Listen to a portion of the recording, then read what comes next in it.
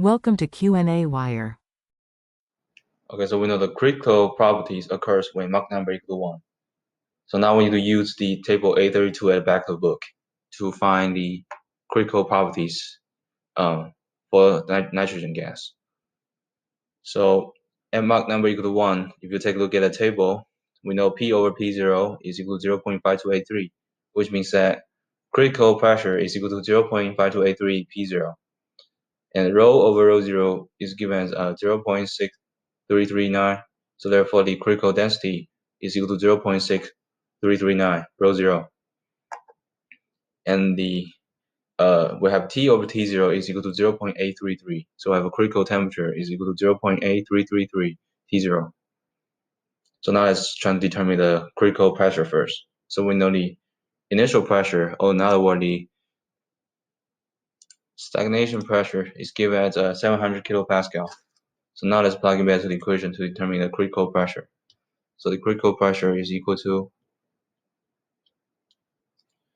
0.5283 multiplied by 700 kilopascal, which is equal to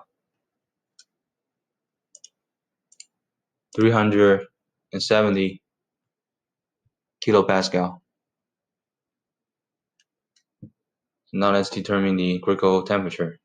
So we know the initial temperature is given as 400 Kelvin. So now let's plug in back to the equation to determine the critical temperature, which is equal to 0.8333 multiplied by 400 Kelvin. And this will give us the critical temperature is about 333 Kelvin. So now we can determine the critical velocity, which is eventually equal to Mach number times square root kRT asterisk. So we know the Mach number is given as 1. The specific ratio for the nitrogen gas is 1.4. And the gas constant for the nitrogen gas is 0.2968 kilojoule per kilogram times Kelvin. And we know the critical temperature is 333 Kelvin. So now let's plug in back to the equation to determine the critical velocity, which is equal to 1 multiplied by square root 1.4 and then times 0.2968 kilojoule per kilogram times Kelvin and then times 333 Kelvin. And also don't forget convert the units to meters square per second square, since the critical velocity is having a units meter per second. And since the whole data here is under the square root, so we have to convert it into meter square per second square under the square root. So this will give us 1,000 meter square per second square over